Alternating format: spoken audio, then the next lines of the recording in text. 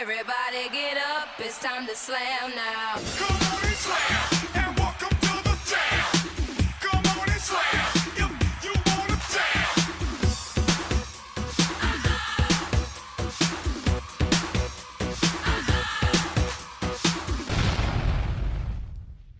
They say, make America great again, without stopping to think that America hasn't been great since pre-1492, when a ship hit cobalt waters and brought a bone-grip sight to the shores of this land with the intent to harvest it.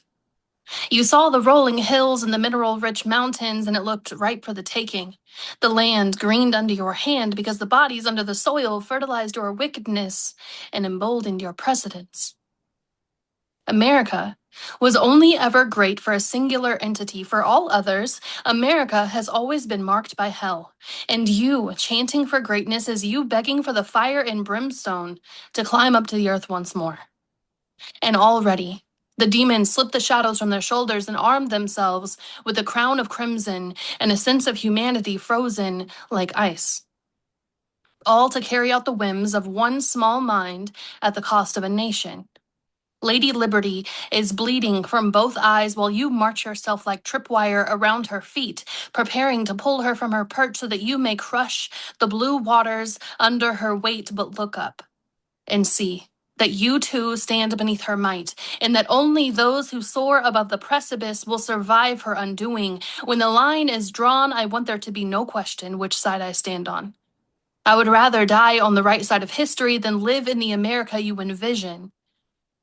Are you feeling stupid yet? You're helping a rich man get richer, and guess who stays poor? You.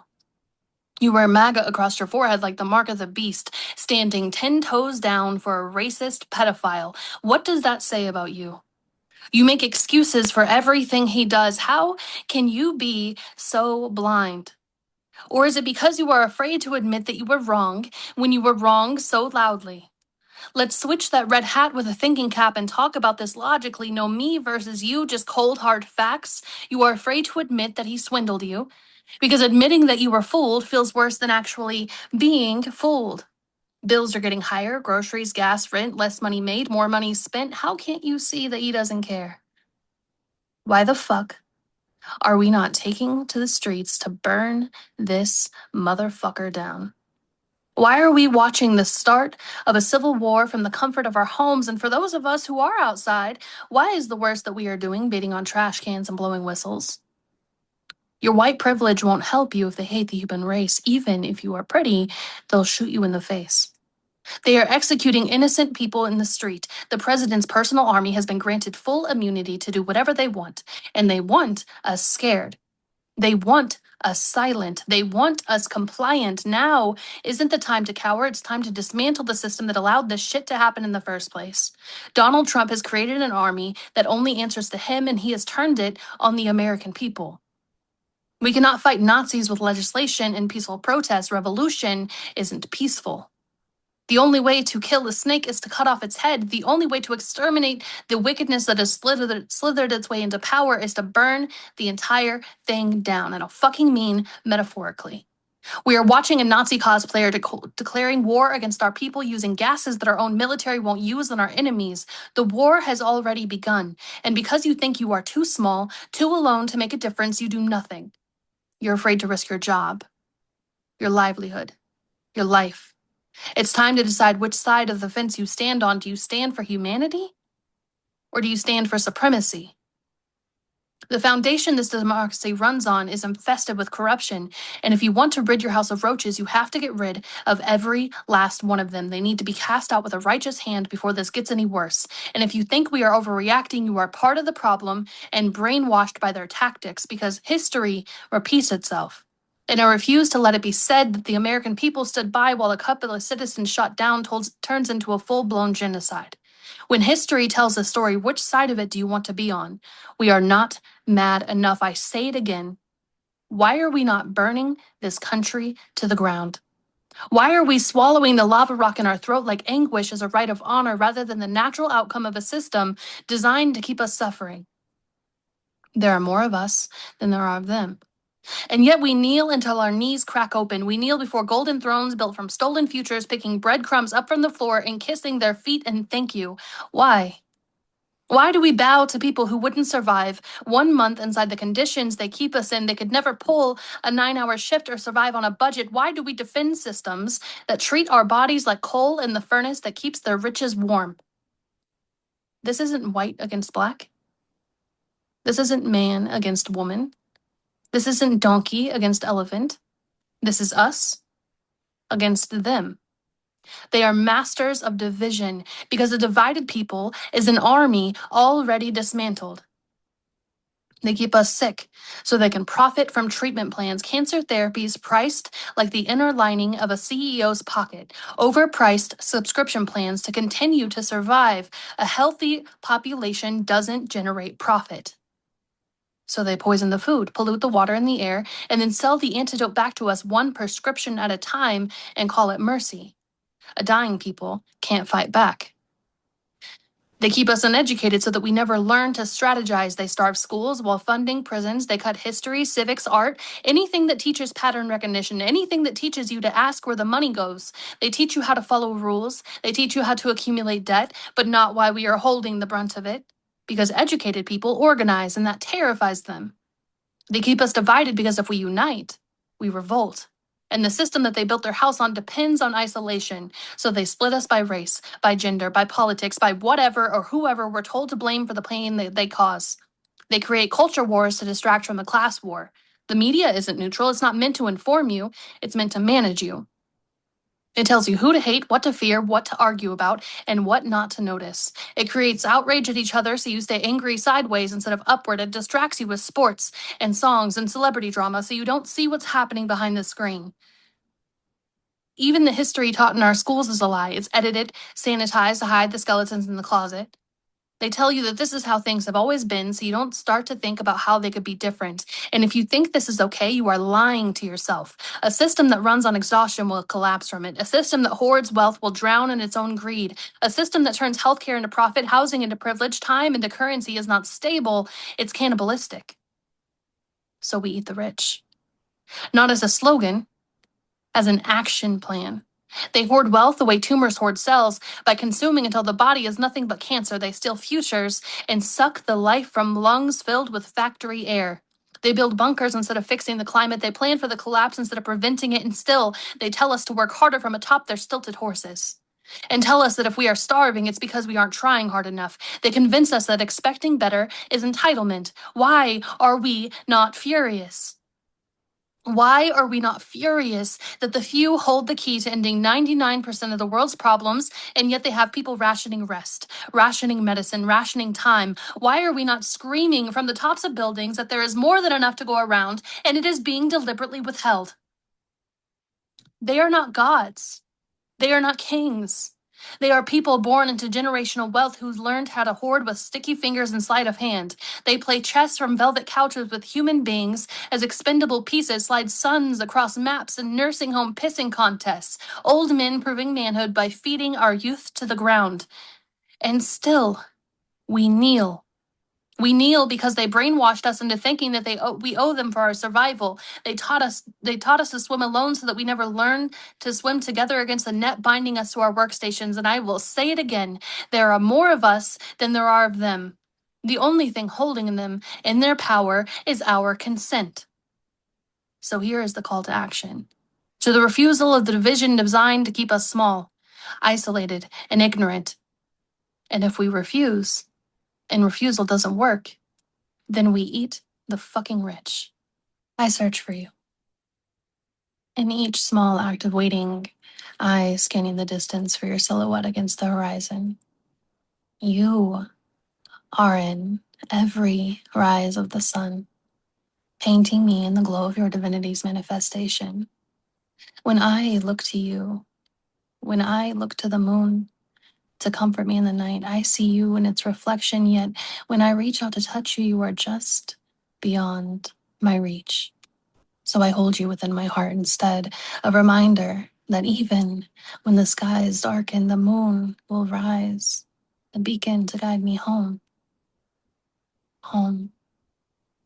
I never understood the word. Now I can smell it, taste it, like the salt of a sea breeze. It stings the raw parts of me, a bitter reminder of what it is to be homesick for a place you've never been, the touch of a person you have never known, the kind of longing that splits the soul into two and casts a half away, keeping me torn parchment, oceans and hours seeping from the wound, and I swim through my dreams of you, treading water until the waves threaten to pull me under. I cough the longing from my lungs and rest a while, the flow of your voice washing over me as I catch my breath. Even when I am awake, I find myself shifting just so, a subconscious need to close the distance, 1 inch at a time. Sometimes I spin the globe, as if I could see you standing there. I walk my fingers over the plastic, painted in hues of green and blue. Each fingerprint I leave are a billion footsteps not yet taken. I am one half of a love story, mirrored verses shining under the same constellations, but saying from the opposite side. Some nights, I curse the stars for lying. Others, I find myself cradled in the warm embrace of almost and someday. I look to the same moon as it blinks through the clouds like a dying bulb. It's there, in that pulse, I find hope. I see the way home as I look at the path now written behind my eyes. I take the first step, and the one after, and when I take my rest, the waves still lap at my longing behind closed eyes. But I have learned to listen through the tide. Above me, a gull sings a love song, and I gift it with a smile. For its kindness, it becomes my guide, leading me home to you, in our little place outside space and time, made of wanting, a map of maybes. So I whisper to the miles, soon, my love, soon. Dear God, it's me, Mary Jane.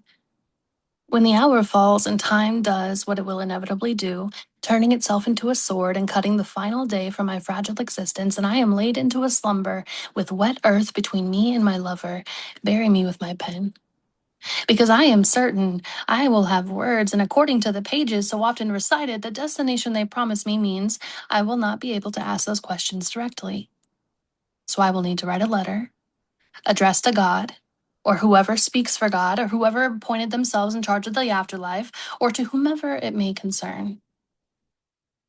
If you're reading this, then they were right, and I am writing to you from somewhere considerably warmer than I would prefer. Forgive me if I sound irritable. I hate the heat. My first question, are you real? Because if I'm being honest, I've spent most of my life talking to ceilings and being told they were listening. I've searched for you in church pews, prayer circles, Sunday school classrooms, and strong voices that claimed to know exactly what you wanted, and somehow every single one of them sounded suspiciously like themselves. So before I ask anything else, I need to know, are you more than a scary story about a man in the clouds sacrificing suns, hating gays, and flooding worlds? Or was I handed a puppet and told it was a king? Because I have questions. Like, why am I here? When I have only ever sinned, sins that should not be sins, but for some reason became sins to you, or to your people, or to the lawmakers, or to my father. Speaking of fathers, how did mine end up beside you? Because when I compare my sins to his, I find mine spoiled by the rod laid upon the flesh of the guilty, but his heart was blackened with them. My sin was loving wrong. His was hurting right, at least according to the people who handed him a Bible and called his right hand justified and his anger righteous. I remember the day my father stood before the church asking for prayers because his daughter was stolen by the sin of homosexuality. His little girl, the one raised in Sunday school, the one who sang for the church choir, the one who committed the terrible crime of loving another girl. And the congregation gathered around him, hands on his shoulders, heads bowed, praying, not for me, for him, mourning his loss while I stood there still breathing, saying, "Ye who layeth with the same sex is an abomination," or whatever it says. Tell me, were you there for that? Or is that just another room full of people mistaking hatred for holiness? Maybe that was my villain origin story because now I have a master plan. I am going to capture the whole world in poem after poem and turn every last person I meet gay. And by gay, I mean happy. Because happiness seems to terrify people who have built entire identities around someone else's shame. And maybe that is my answer. Maybe after everything, after all of the prayers, all of the sermons, all of the Bibles raised against me, my greatest rebellion was never anger, it was joy. It was surviving. It was becoming exactly who they told me I could not be. It was choosing happiness, choosing love. So if this is my sin, then let it be known. I will commit it loudly. I will commit it beautifully. I will commit it in poem after poem after poem. Hey, God. It's me again, Mary Jane. Listen, I know we aren't exactly on a first name basis, but I tried to conform. God, I tried. But I could never fit myself back into a closet that was always too small to hold a heart as big as mine. And now I've found her. And suddenly, every hate filled word was irrelevant. All that mattered was my heart meeting hers. Mine was made of moon dust. Hers was made of sunlight, different elements, same creator or same cosmic accident, whichever version is true. Anyway, same design. And she makes me smile. She gives me joy, peace, comfort, the kind that negates every hateful word that's ever been spat at me from the pulpit or the podium. And if that is a sin, it is the strangest one I have ever heard of. And I condemn it. I condemn your judgment. I condemn your hatred. I condemn your fear because fear has never learned how to paint the night sky in a way that mirrors my soul. Fear has never looked at me like I was something worth cherishing, but her, this woman, she has. And I know what hate feels like. I know what loneliness feels like. I know what it means to spend years believing that God has abandoned you. What she gives me looks nothing like those things. What she gives me is warmth. And if there is judgment waiting for me, then let it wait. If there are gates that close against me, then let them close. If loving her earns me damnation, then write the sentence and I will sign it myself. But hear me. You will not speak her name with cruelty in your mouth. You will not turn your shame into her burden. You will not disguise hatred as righteousness. Judge me, condemn me, pray for me, write sermons about me, build altars to your disappointment. I do not care. But if you reach for her with the intention of causing harm, you will learn something important about love. Love is not always soft. Sometimes it bares its teeth. Sometimes it plants its feet. Sometimes it stands 10 toes down between the person it loves and the entire world and says, you have no power over love. And maybe that is the answer to every question I've ever wanted to ask. Not because I found God, I didn't. Maybe he's there, maybe he isn't. Maybe when I die, I'll discover I've spent my entire life arguing with an empty room. I honestly don't know. But if there is a God, he is not the antagonist to love. And if there isn't, love is still the most powerful thing in the universe. Either way, I cannot fight God. I cannot fight the universe. But I can fight the bigot standing at the pulpit or the politician at the podium, and I will. With poem after poem, word after word, starting with this letter, addressed to God, or whoever speaks for God, or to whomever it may concern. Daylight walks in like it has evidence. It doesn't knock, it indicts. Jessie, not today. Too late. You left the curtains open. Close them. No. Why? Because you spent your whole life asking darkness to protect what deserves the light. Mind your business. You are my business. Daylight circles me like a prosecutor. Who are you hiding from? No one. Wrong answer. Yourself. I laugh. You think you figured me out. I know exactly what you're trying to save. My privacy. Your performance. Excuse me? You keep pretending you love responsibility. You don't. You love like weather, like wildfire, like something that was never meant to stay indoors. You should stop. No. Say it. I'm fine. Liar. I'm handling it. Coward. I don't want people to see me like this. Like what? Like completely undone? Daylight smiles. There you are. The truest thing you've said all morning. I turn away. Daylight catches my face. Look, I don't want to. Exactly. Because love has finally become bigger than your image. Bigger than your cool, bigger than the careful little person who always had one foot out the door just in case. Silence. Then daylight whispers, "What if this isn't weakness? What if this is the first time you've actually arrived?" My chest gives me away.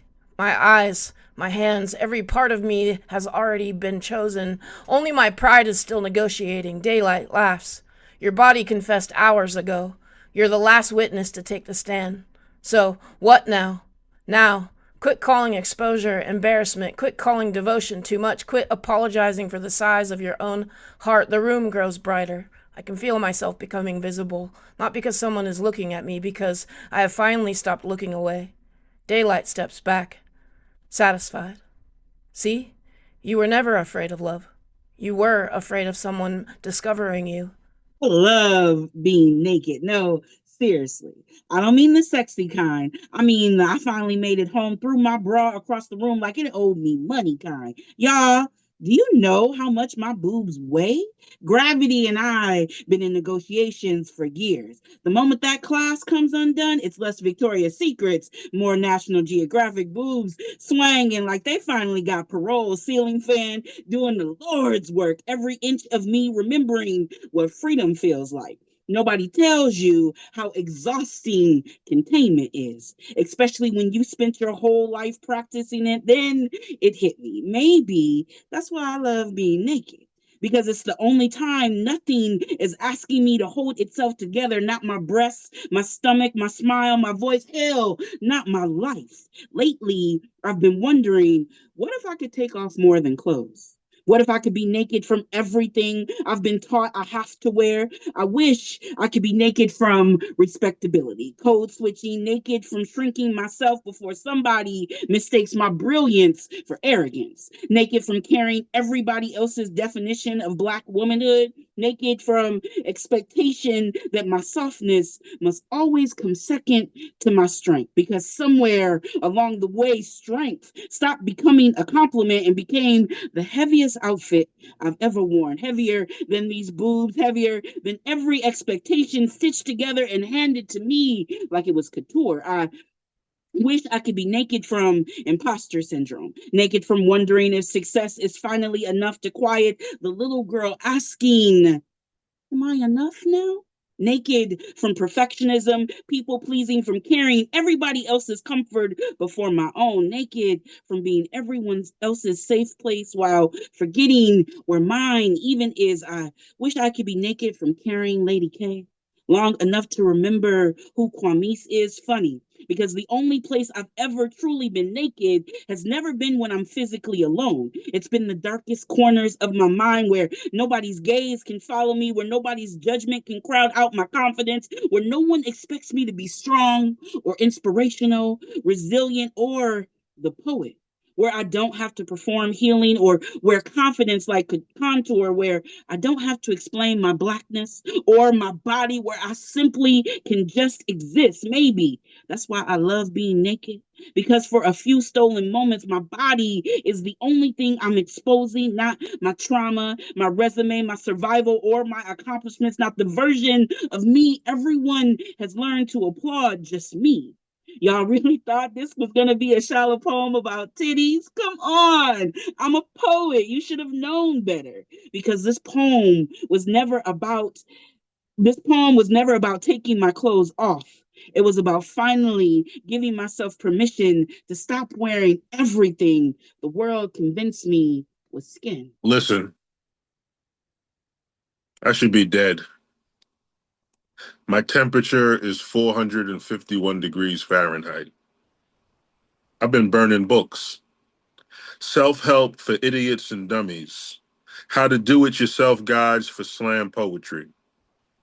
Every guide advised high energy, raise volume, King Kong chess, put on the mad face, turn the stage into an onyx mosh pit, make the poem slam. Dun, dun, dun, dun, dun, dun. Let the poets be poets. Let them present however they want to present. And never mistake my lack of explosion for me not being a bomb. Ticking. You don't really want me to go off, poet. When I went off and started burning books, only one publication survived the furnace. I turned it 7 times hotter. But who did I see? Not Shadrach, Meshach, and a bad Negro. I saw Baba and Ngoma's book. I didn't come here to tap dance. I don't owe you my energy, only the truth. Energy is earned. I didn't come here to get you off. The only thing I shuck is corn. The only jive I know is poetic. So, I spit my poems like it's a traffic stop. Composed, restrained, but dead ass serious. I don't have a problem with judges. It's a book in the Bible.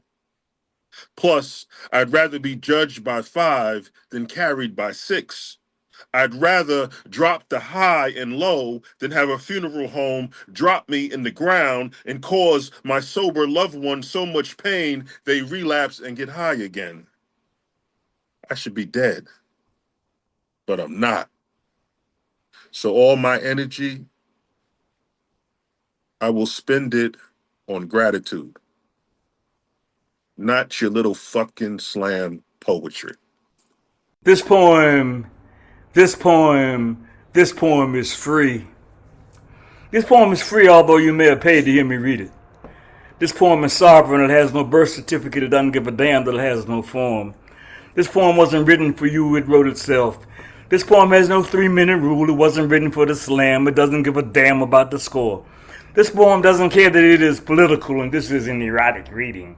This poem refuses to be porn on paper. This poem doesn't care about your sex life unless you're taking it to bed. This poem doesn't care about Jesus. This poem wants to know why you turned your back to your ancestors to follow your oppressor's religion. This poem doesn't care if it pisses you off. It prides itself in controversy. This poem thinks you should turn off that idiot box and read a book. This poem doesn't care about Kate and William, Bill and Hillary, Michelle and Barack, or Ben and fucking Jerry as far as that matters. This poem doesn't care about who you marry. Once the night is tired, it's your damn problem. Deal with it. This poem does not care that it makes use of profanity. This poem thinks there's nothing more profane than poverty and wants to get paid. This poem is horny and wants to get laid. This poem has arthritis and wants to move to Cali for that medicinal weed. This is not the poem written by Muta Baruka, and it won't go on and on and on and on and on and on in your mind. What happens in this poem stays in this poem. This poem is a bad mother, yo. This poem is free. This poem is free. This poem is free. Why I love owls. Do you know what it's like to be fat? Fat is like being thrown out a car door for not knowing how to suck cock. Do you know what it's like to hate myself to the core for being thrown out a car door, for not knowing how to suck cock, for being fat? Do you know what it's like to try to die from the act or non-act of eating? It's like being called fat over and over again, and then being thrown out a car door for not knowing how to suck cock and for being fat. Do you know what it's like to fail to die, from the pathetic fail of trying to die, from the selfish act of eating and or the selfish act of non-eating or the act of throwing up one's insides? Like a selfish little bitch who is a whiny piece of shit about her stupid, wasted life. It's like being fat. It's like being called a fat les, like wishing I was a fat les instead, like failing at gagging oneself, like failing at gagging oneself with a disgusting cock in the hopes of some kind of acceptance by an asshole wannabe logger named Eli, who hath monikered you fat troll, who tells you to suck his disgusting dick in a Chevy S10 with not enough buds to ever make it doable / tolerable. And he takes your last smoke, the one you would later need to nurse the choke, and he pushes you. He pushes you. You, a drunk, gibbering, fat troll monikered, misused, mistaken, missing teen, out a gaping truck door. Thanks for nothing but a fucking shitty blowjob. And then he drives off, just like that. And then suddenly, you are not fat. Neither are you cum stained. And you think, is that not an owl? You think, owls don't hate fat girls. Neither would an owl make you give them a blowjob. Owls simply don't behave like that. And that is what it is like to be fat. And that is also why I love owls. It all started with a hip sway, a drink, a genuine laughter, then a moment arrived. Right in the nick of time. I kept waiting to develop the skills so I could finally consider myself a poet. Sure, I've written a few metaphors, but I've never felt like I quite nailed it. Yes, people told me I was. I've written 5 books, I've performed on panels, I've stood in rooms filled with people who called me a poet. I love the outlet, I love the writing, I even love the attaboys in moderation. But every time someone said, "You're a poet," I'd smile and quickly argue with them. No, I just write what's in my head. Then here we are, a random Friday night, 10:15 p.m. I'm dancing with my best friend at the line dance event. Out of nowhere, I stop. I pull up my phone. He looks at me. "Everything okay?" I laugh. I got a poem in my head. By then, I was already on the second stanza. And in that moment, I said it, not out loud, just to myself. I'm a poet. No, I am a poet. I think that's the first time in 9 months that I said it and believed it. Not because someone else believed in me, not because I wrote another book, not because someone gave me 5 stars, not because someone with influence validated me, because poetry found me while I was busy living after nearly a year of sitting inside my house, wondering what the purpose of me was. One random Friday night, I remembered how to dance. For one night, I didn't worry about bills. I didn't worry about bipolar. I didn't worry if depression would show up. And it did. But I smiled anyway. Not the smile I wear to convince everybody else. The one that simply said, live here just for tonight. Tomorrow the bills will be there. Bipolar will still wake you up. Grief will still be knocking at the door. But tonight, put your back in it, shake your ass, sway your hips, throw your hands up in the air like nobody's watching. Because maybe on days when you're questioning everything, when everything feels impossible, and you're searching for one good day to hold on, this may be the very thing that allows you to stay. A cocktail, a little hip swing, and a poem that finally made you believe yourself. It's 2 a.m. I stood there, mesmerized by the fire, how it lapped up the front porch like a child might lick their plate. Oddly enough, the porch was the first to go. Bye-bye swing. Bye-bye perfectly manicured shrubs. I watched the fire spread to the living room, devour my father's chair. Now no one can sit there. Curtains ablaze. Surely it was at the couch by now, eating mom's new pillows. Whoops, there goes the piano. I thought about the lessons they made me take and smiled. Spar was hungry. I knew hunger, hungering for attention I never got, only getting the wrong kind of attention, even though I said no. I wondered if they were still sleeping. It's 3 a.m., and I am mesmerized by the fire. The body is a canvas. One of those phrases no one can specifically pin to an origin. It belongs to the arts, the loud living spirits expressing themselves through creation. Every artist has a technique, an unwritten signature, a way of distinguishing themselves from all others. As an artist, I've been writing on myself with razor blades since I can remember. It started with the game of tic-tac-toe. 2 lines intersecting 2 lines. XOXO, XOXO. My mom's finding me bleeding out on the floor, not knowing this is only the beginning, the start of something I grow to believe in. Slits that I've carved make it easier to forget how it feels to be fatherless as a kid. I drew comic strips, bled in full color, art in a way it could only be me. It seemed to get more attention The care that once felt so empty. Slash is rectified my arm, extended hand that always had been in the balance. I hit my wrist, the crossbones kissing my flesh with cold steel sharp enough to spit my insides out to the beat of my heart. 2 lines intersecting, 2 lines each time. X's and O's, X's and O's. Love I've shown myself over courses of time. Better than any I've received otherwise. The cracks in my phone remind me it's been a while since my last attempt to defeat myself. Tic-tac-toe, tic-toe. 2 lines intersecting 2 lines. I turn my wrist into a game board. XO, XO. I take up in hospital beds to see that I've lost again. Nothing out of the ordinary for a loser like myself. Can't win over me with these unwitted cuts. I've lost more than consciousness to my own craft, but that won't keep me from trying my wrist again. 2 lines intersecting 2 lines. XO, XO, XO, XO. I count backwards, take up space for the next, and start fading as usual. The peace is pleasant. The talent. I find the very rich things. I finally won again.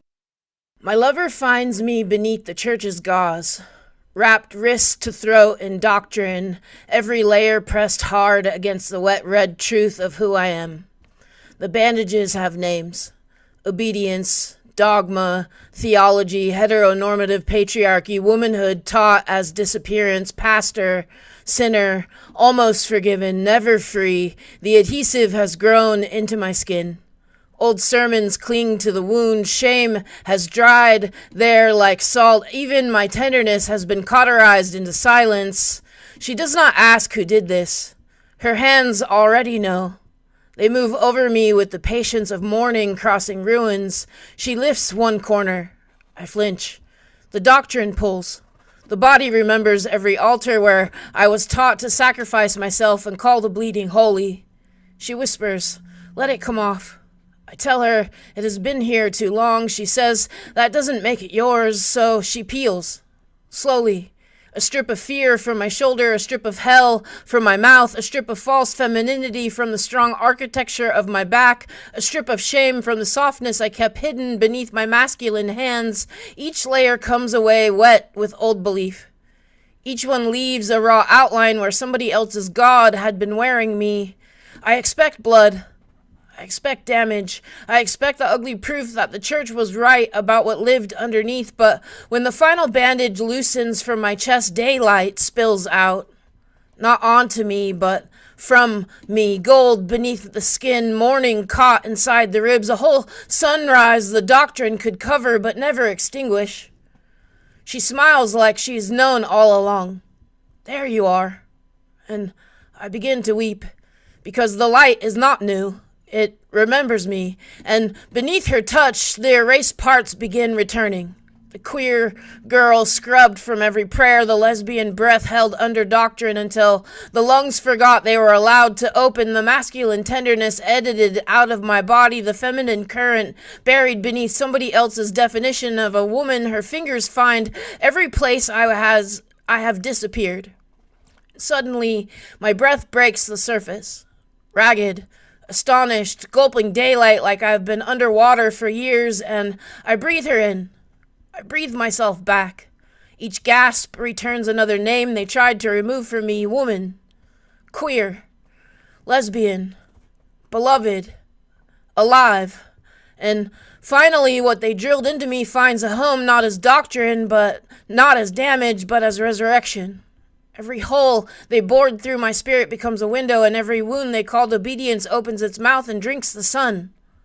Her touch does not invent me. It finds me still moving beneath the erasure, still reaching upwards, still carrying one impossible mouthful of air. It moves through my body like an ancient language, through the queer woman, through the masculine grace, through the feminine river I was taught to dam, through the retired pastor still carrying smoke in the lungs, through every hidden self who survived beneath the wrapping. Her mouth touches the tender edge where the bandage was. Not to heal me by erasing the scar, but to bless what the scar could not destroy. Her kisses are cool fire. Her words are linen dipped in mourning. Her hands cup the exposed light as if protecting a newborn son. Nothing about you was ever the wound, she says, and the whole temple inside me shudders. She covers me then, not with concealment, but with warmth, not with doctrine, but with devotion, and not to hide the rawness, but to keep it sacred while it learns the air again. Under her love, I don't become holy. I just remember that I was. Before the pulpit, before the warning, before the world wrapped my natural body in somebody else's fear, she unwraps me until there's no church left between my skin and the sun. No borrowed heaven hovering somewhere above my life, only this. Her arms around me, my true body breathing openly. Daylight moving under my skin, like God finally pronouncing my name correctly. And when I finally breathe without permission, the whole buried body rises with me, not repaired, not forgiven, but returned to the natural shape of who I've always been. Queer. Lesbian, masculine where I'm steady, tender where I'm open, holy without needing to be translated, and suddenly I understand. I am daylight. They taught me to preach. The resurrection they placed on my tongue, the living proof they were never prepared to see in my own body. They told me to lead people toward the light, but feared the moment I'd step into it myself, fully visible, with a woman's love resting gently on my skin. They taught me that resurrection meant rising, but only if I rose into a shape they recognized. They spoke of freedom, and then trembled when freedom looked like me. But here I am, not against them, and not beneath them, simply no longer hidden. Her love doesn't make me new. It touches the buried light and calls it forward. It gives the breath in me room to surface. It lets every erased part return home, and in that returning I become the gospel they could teach but couldn't imagine. I become the resurrection they promised but feared to witness, not because I conquered death, but because I stopped calling my true life a grave. And in her love I rise softly, daylight under skin, breath after drowning, holy in the body they once asked me to abandon, and I understand heaven was never the place they promised me for surviving myself. Heaven is this earth when love remains and removes when the bandage is gone. Heaven is being seen without being corrected. Heaven is her gaze resting on the raw gold of me and calling it beautiful. Heaven is my own light finally uncovered, still warm, still living, still mine. Everybody keeps asking me whether I choose the red pill or the blue, truth or illusion, reality or bliss, as if consciousness has always been a multiple choice exam, as if the human heart has ever respected binary thinking. No, I'm beginning to think the Matrix lied to all of us. Not because there wasn't a simulation, because it convinced us there was only two pills available. Who elected reality the moral authority on happiness? Who gave facts the final vote over fulfillment? Who decided certainty was holier than wonder? Because the last time I checked, gravity can explain why I fall, but it has never once explained why I fly. We trust MRI scans before melodies, statistics before stillness, probability before poetry, as if an X-ray has ever located the exact coordinates where hope lives, as if a CAT scan could identify the moment somebody's voice started sounding like home. As if science has ever published a peer-reviewed article on goosebumps. Y'all keep telling me feelings aren't facts. Funny, because anxiety raises blood pressure, grief interrupts sleep, stress rewires the brain, loneliness shortens life expectancy. But the moment peace walks into the courtroom, everybody objects. Speculation, hearsay. Tell me, at what point does peace earn the right to testify? Everybody keeps trying to save me, as if contradiction hasn't been the operating system of the entire universe. Light refuses to choose between waves and particles. The universe expands because space keeps making room for paradox. My own heart stays alive by repeatedly breaking its own rhythm, yet somehow the one contradiction y'all demand be resolved is love. Choose, stay, leave, safe, risky, real, as if souls have ever spoken in yes or no. You want me to choose the red pill. Wake up, see reality, accept the facts. I know the facts. They're articulate, reasonable, well cited. Reality has built in an airtight case. And then there is his voice. Miles away, yet somehow closer than my own thoughts, a frequency my bones recognize before my brain finished introducing itself. Explain that. Explain why my nervous system receives messages my phone never gets. Explain why I can hear him inside silence. Explain why desire and peace arrives holding hands. Please show me the equation. I'll wait. No, don't misunderstand me. I'm not denying reality. I'm denying the monopoly. I'm denying its monopoly on truth. Because maybe, just maybe, there are people whose existence rearranges the furniture inside your soul. No moving truck warning or permission, one conversation. And suddenly, rooms you didn't even know were locked have windows. Everybody says, be realistic. I've been realistic, realistic through divorce, through grief, through burying dreams, through watching my eyesight slowly disappear. Reality has never once asked me how I was doing. Reality has never once held me while I unraveled. Reality has never whispered, I believe in you more than you believe in yourself. He did. So tell me again, why reality deserves more reverence than joy. Tell me exactly why certainty is somehow more sacred than transformation. Tell me why a connection that's in earthquakes of desire, pleasure, and impossible peace through every cell of my body is automatically less true because it refuses to become convenient. Maybe the greatest illusion was never the matrix. Maybe the simulation is believing we must choose between wisdom and wonder, between logic and longing, between seeing clearly and feeling deeply. No, I reject the premise. Keep your red pill and the blue one. I choose the third one, the one that lets me look reality dead in its eyes and still have the audacity to be transformed. Because if awakening requires me to amputate the very thing that reminds me how alive I am, then maybe I haven't escaped the matrix at all. Maybe I just traded one prison for another. The other day, my pen came to wipe away my tears. Ones I didn't even realize were falling. Others, my papers were already anticipating, my ink ready to begin translating because currently my currency happens to be words.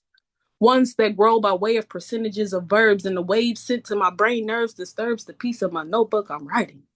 Because my pen admitted to me that it misses me and or the timing, so I'm desperately trying to create a metaphoric pathway to smiling. But the timing of these feelings are only producing tears. I'm human. A target so many people wanted to be unguarded, overlooked, and looked at as cold-hearted, distant, dismissed, and silenced, yet she be protected, unbothered. But I wonder what all it is my pen heard. What did it feel and learn? What processing of things observed truly needs to be heard? See, I'm just a warrior at war with her own war wounds. Healing and mending was needed. I stay in tune, observing the energies of every room, and I assume that my mannerisms have my pen-isms agreeing to me because these tears are heavy. My heart gained more than a few pounds, probably need assistance by now, but if only. See, I'm always cool enough to be the homie, but never loved enough for you to check up on me. Conveniently remembering you have a friend when you realize I've been too distant, yet sometimes me and my pen be beefing. Cause that motherfucker move different. It stay leaking. But when my eyes are inking, I guess it's an issue. It's so self-centered, it never even offered me a tissue. And some would say that our relationship is a form of abuse, but you should see the way my brain treats me. My pen does this thing that I call forceful emotional balancing. I guess you can call it therapy. But it be the love for me that makes my pen move the way that it does. Because tell me, how would you respond if you constantly witnessed the tears of a dove? My pen thought it knew what it was, offered me a hug and said, don't cry, baby, you're just a black sheep. I say, no, honey. I'm blue amongst black and was never born sheep. But when I was young, never thought to grow up to be like anyone like me. We both took a pause like, damn.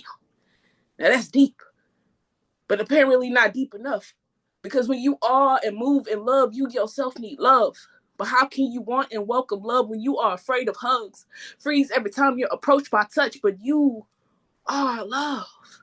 And you got to remember that real love is genuine. And now that the tears have dried, we can both see more clearly. Spread your wings and fly, baby. Tears dried. Phobia, a psychiatric disorder involving extreme irrational fear. There are all types of phobias. Arachnophobia, fear of spiders. Claustrophobia, fear of tight spaces. Germophobia, fear of people named Jermaine. Diddyphobia, fear of excessive baby oil. Traditionally, data does show phobias to be more prevalent among women. However, there is one phobia seemingly unique to men: pause, a term derived from the phrase no homo.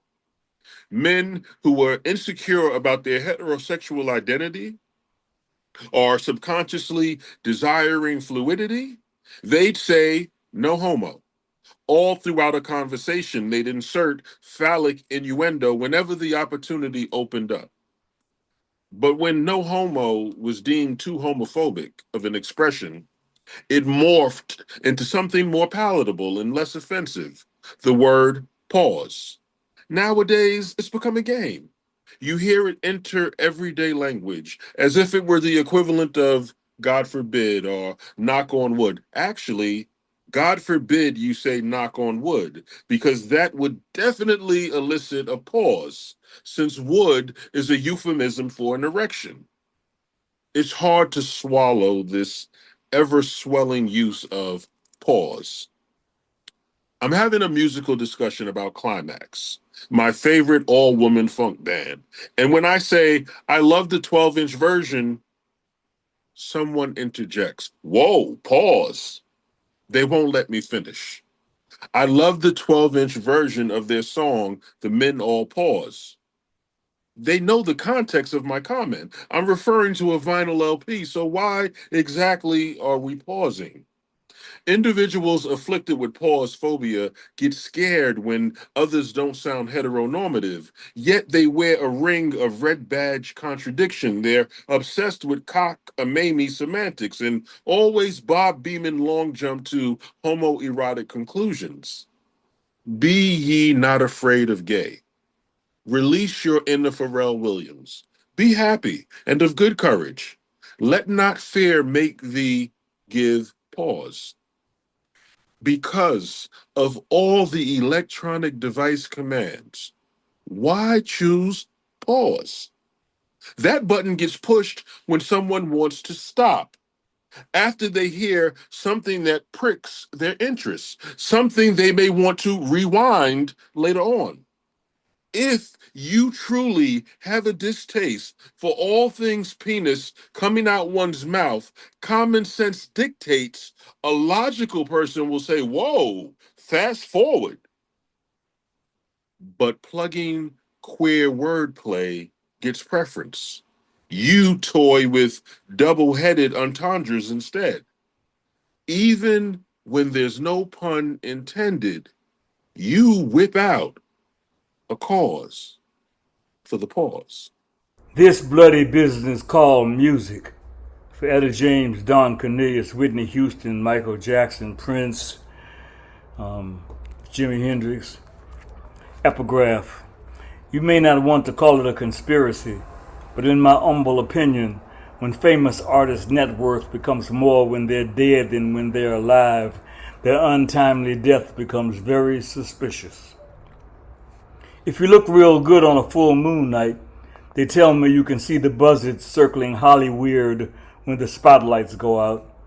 That's why it's called show business, but there's no show without the cash flow, so you're only as good as the platinum sale of your latest record, and the pressure starts long before the disc drops.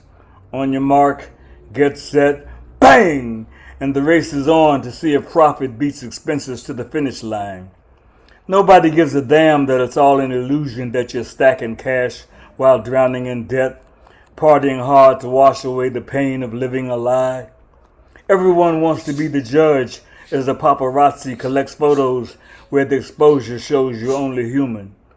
The tabloids print lies about your life placed on the auction block, using the images like slaves assassinating character, a case without a trial, or like Tupac, You only have a record now that you have a record deal and more money to escape with drugs and booze and sex and pills and flashy cars and big mansions that took the place of family. Each night when the curtains close, there's a new town with a mint on your pillow, a new chauffeur, a new limo, a new stage and another spotlight waiting. Producers, hangers-on and bill collectors shape-shift into vampires, sucking creative blood from veins. Welcome to the dark side with everyone begging for a ride on your merry-go-round. Life becomes a circus, but the credit card's maxed out. Nobody told you that the royalties are done. You don't own the rights to the songs, too high to read the small print in the contract. As everyone wants to be the judge and the jury of how a well-paid doctor and a handful of pills were the answer to the question that nobody took the time to ask. Meanwhile, the producer counts the cash before they pull your dead, drenched carcass from the pool, and the beat goes on. Ka-ching. I made that pinky promise to myself, to my daughters, to my friends, and even to my therapist, that I would stay, that I would find a life worth living. Not a life filled with happiness and joy, just a life where I was even. That's what I'm searching for. I've been working to keep that promise for many, many years, even before the promise was ever made. I think we're on a year 6 of therapy now, and finally I'm utilizing the skills. I'm taking the medication consistently. I'm doing all the things I'm supposed to do. Some days it's okay to maintain that promise because I feel not happy, not sad, but content. Certainly not a life of ease. I would never use the word easy. Nothing has ever been easy for me, except maybe making mistakes or quitting, except for when I'm asleep, and even that doesn't come easy. But I'm content, far more now than I've ever been, even with everything that's going on. Then there are days like today, where I'm like, fuck that promise. I'm out of here. I'm tired. I am exhausted. I am spent. I am done. I am tired of always worrying about every and anything. Is this bill paid? Do we have enough groceries? Who needs me today? Did I even take my medication? That's barely working. What am I doing all of this for? Am I living a life just to work and pay bills? Who am I doing it for? For others, so they simply won't call me selfish? But I guess the real answer, I already know. It's for the one kid who calls me mom every morning. She didn't ask to be here, neither did I, but I owe that to her. So I continue to show up, happy, sad, mad, disappointed, shameful. Whatever version of me shows up that day, I keep going because I made that promise to myself. And some days I almost forget, but on the days I can't keep that promise to myself, I keep it for the 3 girls and for that one who calls me babe. You say you'll be bored, that you can't give me enough, that your life is too full, too messy, too much for me to want. But you don't see me. You don't see how I ache just to stand in your kitchen, just to sit on your balcony while your kids run through the house, while the kettle whistles, while the day is nothing but ordinary. You don't see that I would fly halfway around the world just to hug you, just to fold your laundry, to hear your son say, Harty, Harty, to fall asleep to the sound of your living room TV playing Turkish news in the next room. You think I want something from you, but all I want is you, uncurated, unfiltered, real. You just don't see me. Not the way I see you, beautiful in your chaos, worthy in your fatigue, enough, always enough. And it hurts me because I'm here 6,000 miles away, heart open, hands empty, waiting to be let in. And you won't even open the door. I used to think anger sat in the throat of the sky. Every time it thundered. Man down here fucking up earth again. Bleeding her past her menstrual. Volcanic eruptions don't spit up her guts enough. Floods from sea level rising not high enough to wash mainland. Man mistook live off the land concept in exchange for hunting her. Archaeologists seeking out her gems like organs, geotic incisions from her nervous system.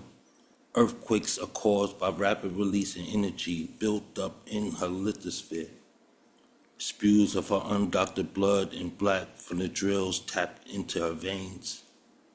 Her ill pains in polluted atmospheres and waters. There was a time they said the land mirrored in the sky. Must be why man makes so many clouds to hide the ugly he done down on the ground. The unsedated surgery Earth's undergone in the name of evolution. We've all been puked on by the sky before, walked around drenched in a cloud's gastric juice. The weather distributes a different kind of vow, a conjuring possibly summoned by the trees, the antenna rooted deep into her skin, photosynthesizing oxygen. But the belly of the sky rumbles, hungry for another storm, regurgitating off the intake of her heathens, those who choose equity over humanity, dominion over empathy, intended for global control. The sky angers down on you, a hell broth concoction to disrupt activity. Weathering is the way Earth fights back. Hurricanes, tornadoes, mudslides, monsoons, defending herself against man's misuse. We've all been puked on by the sky before, walked around drenched in the cloud's gastric juice, victimized by water, land, and trees she's dumped on top of us. Homes ripped apart, cars and trucks thrown aside like toys. Keep digging in her intestines, surfacing her DNA, expecting there to be no reaction. Fashioning her ripped out body is like when Caucasians took murdered slaves' teeth, skulls, and other bones as souvenirs. We've all tossed a stone at Earth's crucifixion. The sky is pissed. Bear witness. I remember when our biggest emergency was getting caught outside after the streetlights came on. Back when our mothers didn't need a GPS, just a simple voice rolling down the block, saying things like, "Boy, get your ass inside this house." And every child knew whose mother it was. It didn't matter if she birthed you, she was your mother for the next 5 minutes. You see, Brooklyn raised us that way. We played freeze tag until our knees forgot they was attached to our skin. Even played games like Cocolivia where hiding felt more dangerous than being found. We even shoveled snow from the middle of the street, not because somebody paid us, but because two-hand touch football was so important for us in the wintertime. We had a milk crate that could be used as a goalpost, a busted broomstick, and home plate was a manhole cover. First base is what we called it sometimes. Imagination had to be the better than the credit score that most of us carried. And somehow we were rich, not on pennies, but rich in laughter, rich on borrowed bicycles that somehow belonged to everybody in the neighborhood. You see, back then, our beefs, they lasted until someone's grandmother opened the front door. But now, let's be honest. When was the last time your grandmother stopped a funeral? You see, that's the part that keeps me awake, because somewhere between stickball and statistics, they stole something. And it wasn't our gold chains or our sneakers, not even our music, something much older. They stole your permission to grow old. Somewhere they convinced this country that 21 was old enough for a black boy to become a memory. No, I refuse. I refuse to let your obituary become an autobiography, because before they called you a suspect, God had already called you his son. And before they called you a thug, your grandmother already named you baby boy. Before they called you a statistic, heaven already knew your first name. So young blood, look at me. I have walked these streets that taught my heartbeat how to duck. I've stood in neighborhoods where tomorrow never needed permission to arrive. And I've buried friends whose mothers still cook enough food for them to come home to. I've watched fathers grow silent because grief doesn't fit inside of a necktie. I've survived bullets and survived poverty, even survived depression that smiled just enough for a fool, just enough to fool everybody on that day. So when you tell me, I understand, trust me, and I'm not borrowing your pain. I'm remembering my own. Every headline tries to make you sound inevitable, like violence is your native tongue, like prison is your inheritance, like brilliance was accidentally delivered to the wrong address. But I have read your history. And baby boy, listen, you don't descend from statistics. You descend from people who taught impossible how to blink. Malcolm, Harriet, Frederick, Fanny, Mega, Ida. They didn't hand you your name, son. They handed you unfinished sentences. So every morning before you wake up already with an ink pen in your hand. Do you know what I see when I see you? I don't see your hoodie. I wonder who convinced you to hide your crown. Don't see your scars. I see places where tomorrow refuse to surrender. I don't see the ugly, angry black boy. I see a little boy who deserves more hugs than handcuffs, more books than booking photos, more lullabies than sirens. So tell me, who celebrates your victories? Who calls just to say, I want to hear your voice? Who tells you that surviving is not the highest goal? Living is. Laughing and falling in love is. Growing old enough to embrace your grandchildren, that's living. With gray hairs like revolution and wrinkles like trophies. A cane can become the loudest protest you can ever carry because nobody once believed you was live long enough to hold one. So hear me. Hear me like I'm that uncle you trusted, like the father you always wanted. That one conversation, hear me like I'm every mother's whose prayers still smell like grease and anointing oil, like laundry detergent. Stay alive, young man, stay long enough to become the old man, a frightened little boy who someday needed to stay. Because your laughter might rescue somebody standing on stage, so stay. Stay because somewhere there's a little girl who hasn't met her father but deserves one. Stay because history is still writing your chapters, and history has enough martyrs. It only needs elders now.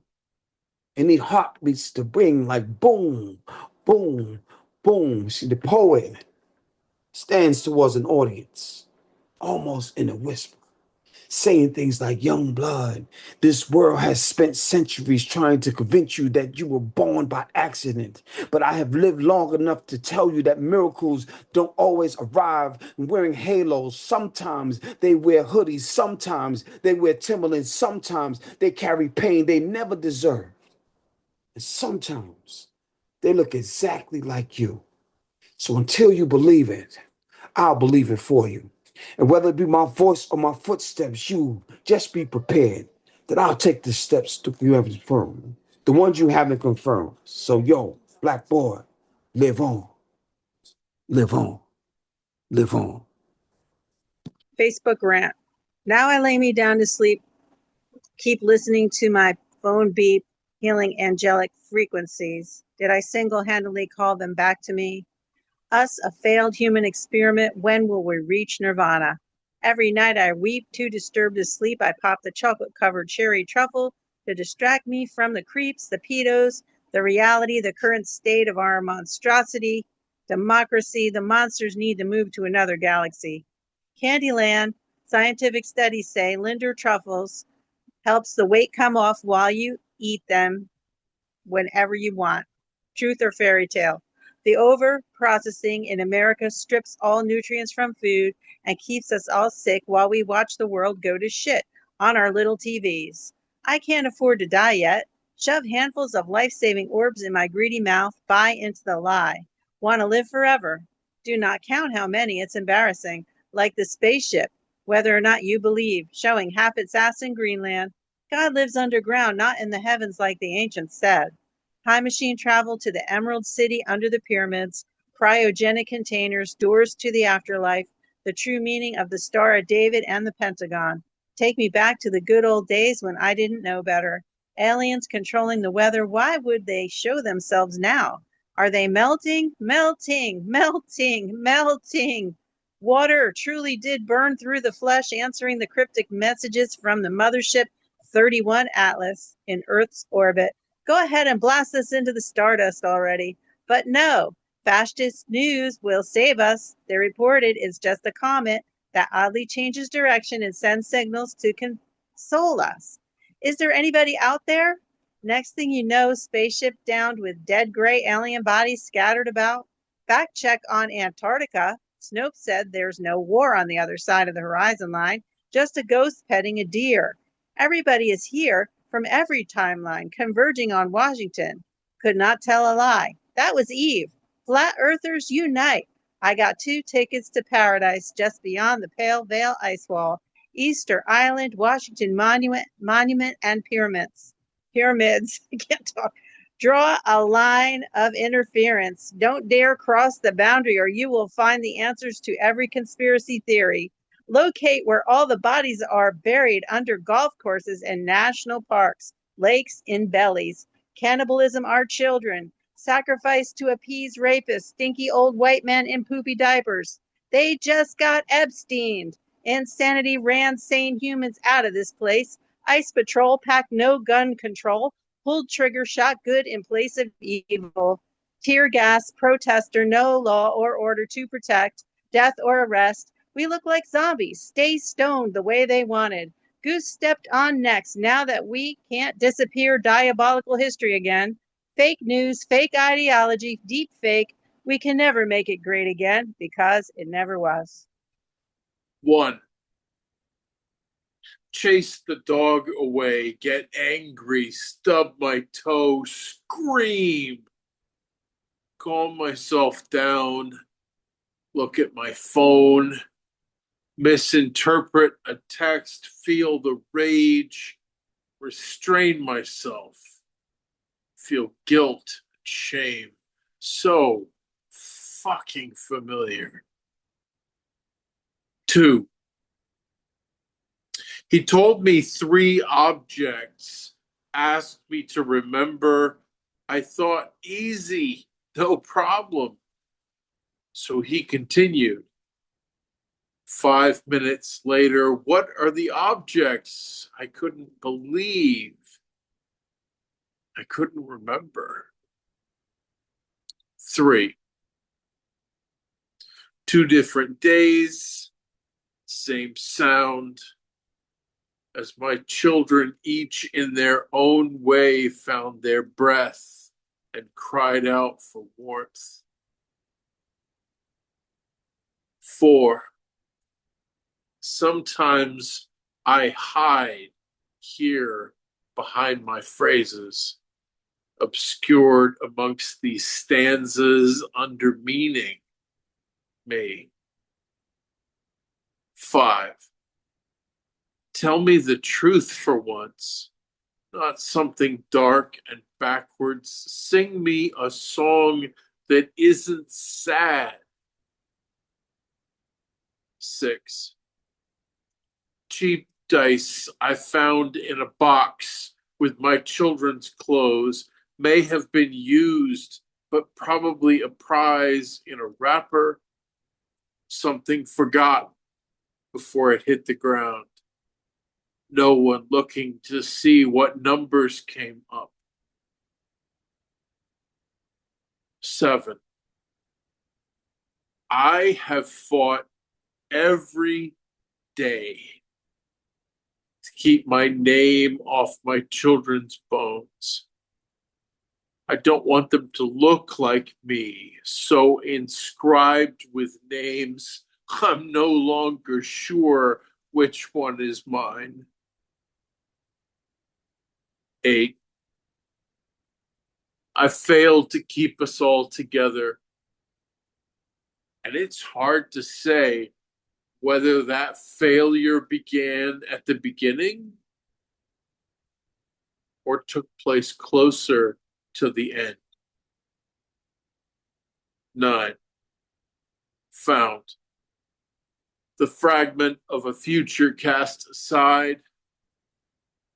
piece of string, half a memory of something someone said, a few bits of tape, a notebook, little bits of dreams pressed between pages, a weary heart that won't stop beating. 10. What I didn't tell you is my unique identifier, my name in a world gone mad. I don't have to be nobody forever. Are so much to me. You're my beloved, my favorite reason to write. You're my comfortable silence and eternal scream. You're my good morning and my good night. You're my foggy eyes and sweet dreams. You're my calm and my perfect storm. You're my balance, yet you make my knees weak. You're my extraordinary and my desired norm. You're the present I want and the future I seek. You are my chill and my burning passion. You are my grounding and my realignment. You're my favorite lesson in compassion. You are my escape and my solitary confinement. You are my definite and my absolute. You are my muse and my growth. You are my leaf-adorned branches, my firm roots. You are my favorite person and my heart's blood oath. You're my lips' favorite destination and my soul's favorite food. You're my greatest wish come true in a human frame. You are my goddess and my infinitude. You are my new beginning and my end game. Have you ever asked your grandfather where he was when lynching was a Sunday afternoon leisure activity? When they showed up with picnic baskets filled with sandwiches and pie, all to watch brutality as exhibition to stroke their own nefarious ascendancy. Laughing, eating, chatting, all while watching someone go the way of all flesh. Have you ever questioned what they called it? Before we relabeled it to feather the nest of history and mitigate its iniquity. To keep our own faces clean so we still show up pretty in the pictures before show trial execution was something we tried to expunge from the record, rather than something we spent our week fondly anticipating. Have you ever asked your grandfather what he was doing while Ruby Bridges walked to school in 1960? Past U.S. Marshals and white adults who were spewing generational antagonism from their maw, past people who screamed safeguard the next generation while threatening to extinguish the light of a child who just wanted to learn. Have you ever asked him why no one spoke up to say this is wrong? Why federal intervention was required to keep the mob pressed back? Why the conscience of an entire people failed to determine right from repugnance? Have you ever climbed the stairs into your family's attic? Not to look for ghosts or for money hidden in the walls, but for the evidence of atrocities hidden by those who wanted to remember the good old days. For photographs taken while smiling beside corpses was considered acceptable evidence of belonging to a community that considered themselves righteous. For ledgers and stories that disappear every time someone says, "That's not how I remember it."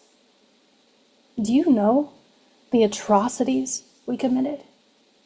We turned skin we claimed to hate into leather. We fed babies to gators, fucking babies. There was buck breaking to dismantle the head of the household within an enslaved family, breeding farms to produce more workers. If you don't know what those two are, look them up. We used human hair to stuff cushions and couches. We made fathers impregnate their own children. It was legal to kill, to burn, to mutilate, to rape, to brutalize slaves. If you don't believe me, do your own research. How can you claim to be anti-racist when you haven't done the work of educating yourselves?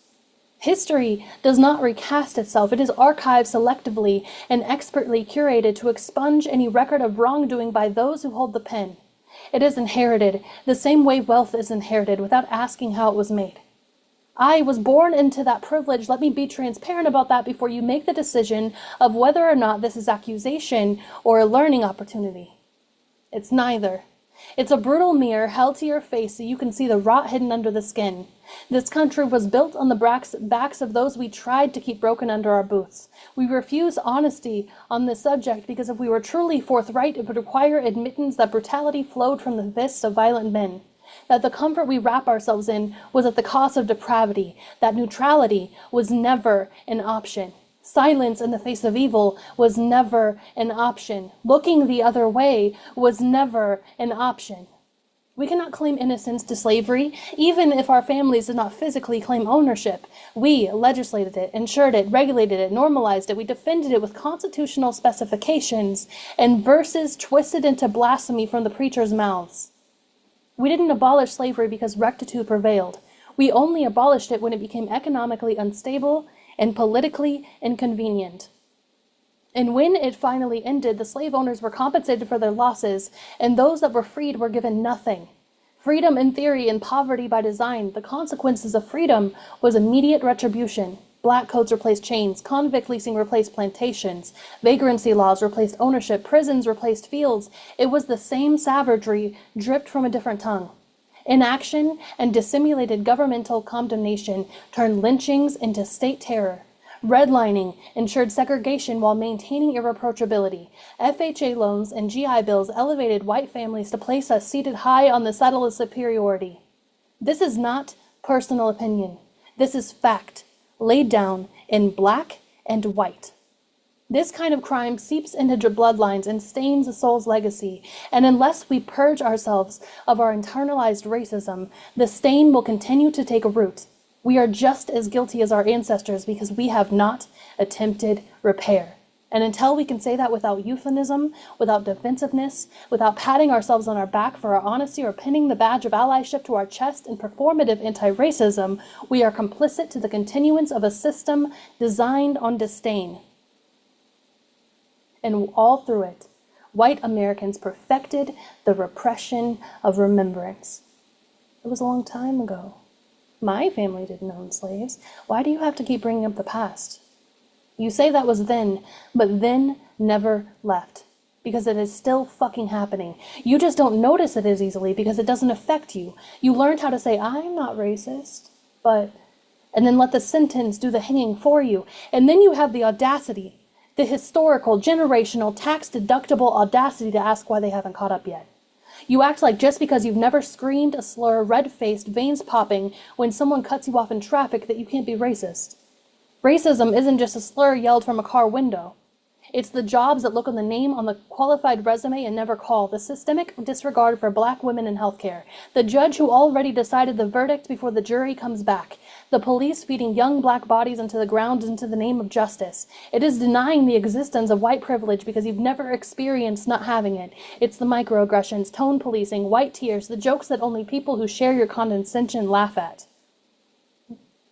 Have you ever asked your grandfather where he was when lynching was a Sunday afternoon leisure activity? When they showed up with picnic baskets filled with sandwiches and pie, all to watch brutality as exhibition to stroke their own nefarious ascendancy. Laughing, eating, chatting, all while watching someone go the way of all flesh. Have you ever questioned what they called it?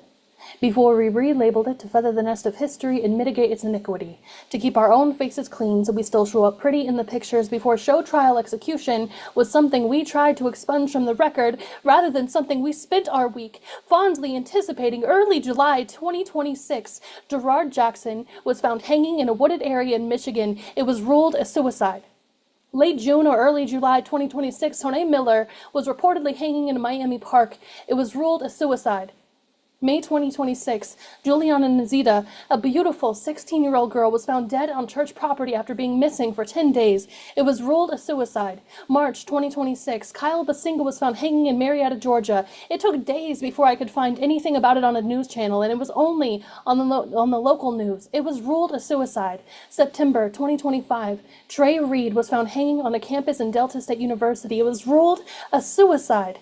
September 11, 2024, Javon McGee was found dead near North Carolina-Virginia border with a rope around his neck, and it was ruled a suicide. September 2024, Denorius Richardson was found hanging in the woods in Alabama. Months after filing a lawsuit alleging police abuse, he was the father of 5 children and coached kids in baseball and football. It was ruled a suicide. February 2024, Trevante Sherbert Helton was found hanging in Georgia. It was ruled a suicide. September 2023, Yolanda Lubrin was found hanging in Orlando. It was ruled a suicide. July 2020, Omari Bryant was found hanging in Portland, Oregon. It was ruled a suicide. June 9th, 2020, Dominique Alexander was found hanging in Manhattan. It was ruled a suicide. June 10th, 2020, Robert Fuller was found hanging from a tree in Palmdale, California. It was ruled a suicide. May 31st, 2020, Malcolm Harsh was found hanging in Victorville, California. It was ruled a suicide. Do you see it yet? Do you see the names? Do you see the families? Do you see the fear? No, of course you don't, because you are not looking. You're looking away. Open your eyes. Take off the blindfold. After everything I've told you in this poem, ask yourself this. Do you think that Black people would choose to hang themselves if they were going to commit suicide? The answer is no. They were lynched, because it is still happening today. Racism didn't end. It learned to hide behind plausible deniability. And if you're asking whether it still exists, it's because you have never had to prove your humanity, because someone looks at the skin you were born with and marks you as less than. And the real question is why so many Black families have to fight to convince people their loved one's death deserved more than a shrug. Refusing to see the wound doesn't make you innocent. It makes you complicit in the infection that has spread through our society and allowed our rot to gnaw at our humanity. You are not entitled to stolen land simply because you stand on it. Slavery is whitewashed and taught in digestible footnotes because if it were taught honestly, the entire foundation of our country would require re-examination, because the truth of it makes neutrality impossible, and that is what we are truly afraid of. Responsibility. History needs honesty. And honesty is dangerous to those who are still hiding behind the lies. The kind of cold that hurts. The cold that gets inside your bones and builds a house there. No matter how many blankets, no matter how you move, you can't get warm. It made me think of you.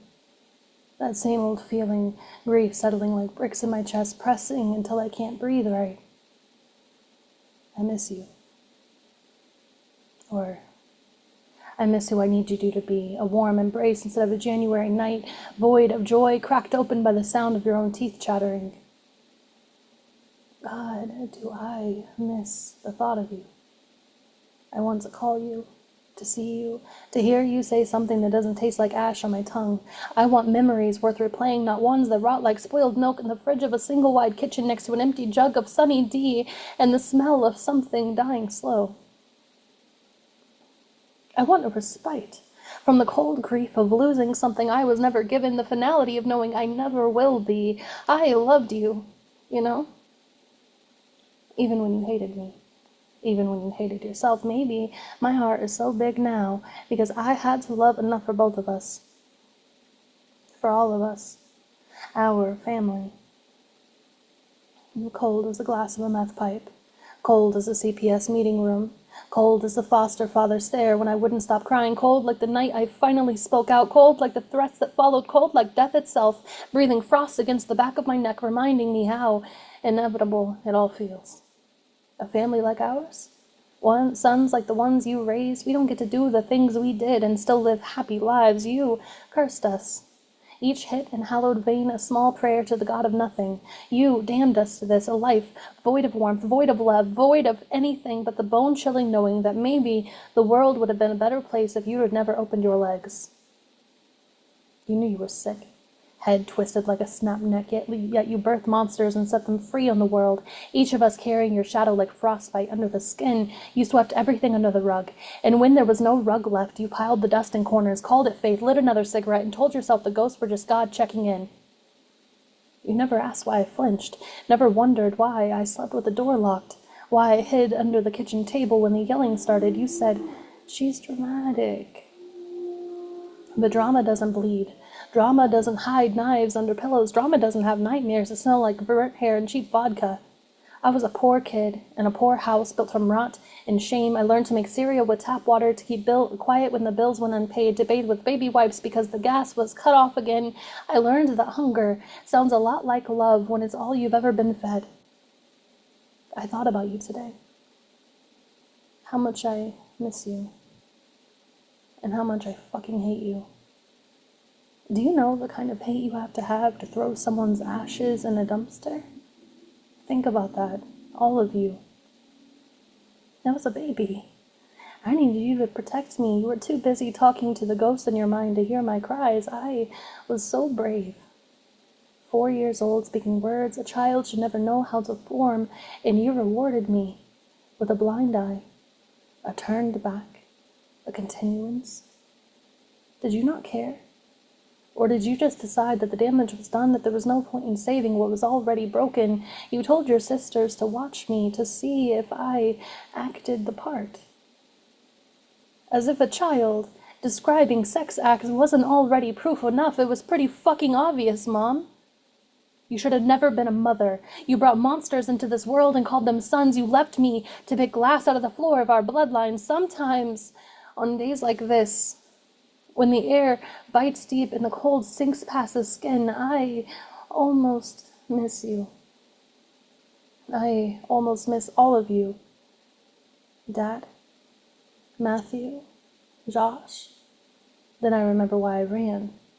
I remember the smell of burnt plastic and tears, the sound of a bedroom door opening in the dark, the hum of a refrigerator in an otherwise silent house. I remember the chill of being 6 years old and raising myself, making my own meals, folding my own clothes, eating a can of green beans for dinner because I'd been left alone for 13 hours.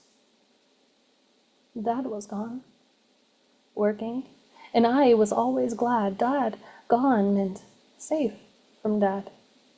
I'd rather have gone hungry, rather have been cold and alone than live through what happened when he was home, and you were too busy trying to leave this world to worry about making it a safe one. Your mind a kaleidoscope of broken glass, turning colors only you could see. You spoke to the walls like they were saints, heard sermons in the static of the TV, argued with God through the floor vents while I sat in the hallway, silent as the ghosts you swore were real. So I sit in the loveless living room, between the stench of unwashed souls and the decay of a liar's meth mouth, watching frost bloom on the inside of the windows while you dream with your eyes open, lost to the demons in your head, bipolar storms, schizophrenic saints whispering their cracked commandments, and I remember how angry I am that I still think of you, that you still haunt the corners of my mind like mildew and drywall I can't scrub out. Get out. Get out of my head. Get out of my memories. You are dead. Stay dead. Because even when the air turns bone cold, the world is a warmer place without you. I was born under a hot July moon, river water lapping at my skin until it soaked in. I was baptized in starfire before my reflection learned to paint my likeness. My heart has always lived outside of my physical body, sewn delicately into my sleeve like carry around moonshine, a steady stream over your palms until you're drunk on sipping from me. Water is the lifeblood of all living things, and I flow along with it. The ocean tide is the push and pull of my breath, like the moon lives within my chest, too small to hold the oceans, but big enough to love the world. I love in the way of an overgrown field of wildflowers, and bare feet kitchens and reminding you to eat, in little details like daisies painted on tiles small enough to miss if you aren't looking close enough, in the warm embrace of a mother's love, in the fierce protectiveness that lives there too. I love in creation, in making homes out of people who come to me in ruins. I stand in the gardens of your honest arrival, holding handfuls of sky and dripping them onto the crown of your head until the affirmations leave you overfilled. I am nurturing by instinct, a candle in the window so you always know where home is. And I will hold your trembling hands while mine bleed between them, but people often forget that the oceans carry hurricanes to the shore, and that the rain falls upon the mountain, sending rapids into the valley. I am gentle until I have to protect someone I love. Then I am tiger claw and thunder, the warning growl before the storm tears through the small town of your misplaced pride. That is the contradiction of me. I feel my emotions deeply. I empathize with yours as well. I care completely in every way. I am as deep as the ocean, as strong as the mountain, as pretty as the meadow, as pure as the snow. I attach memories to everything. Songs, smells, poetry, a teacup half empty, left sitting upon a windowsill, casted in lazy Sunday afternoon sunshine, painting shadows upon the floor in shapes that remind me of all of the moments that make up all of the breaths that I have breathed and the spins that I have spun, rushing around the sun. I could tell you the exact room where my heart was broken by the way the smell of rain drifted through the half-open window. And still, I heal and I love again. Kindness does not mean weakness. Love is the strength to remain soft in a hard world. It is choosing to be warm in a world that is cold. It is carrying entire galaxies within my chest and still having room to carry the hearts of those I love. And like the moon changes her face every night, my happiness cycles as well, because to hold enough love for the world can leave me the ghost of a lover, a little too haunted by yesterday, to smile when the sunrise breaks over the horizon of tomorrow. If you want to love me, understand this to your core. You will never be unloved quietly. I will feed your soul like you are sacred, because to me, love, to me you are. And I will protect you, like a wolf protecting the fire. And if ever the day comes that you decide to betray me, well, even the tides know when it's time to pull away. With all my love, always and always, Mary Jane.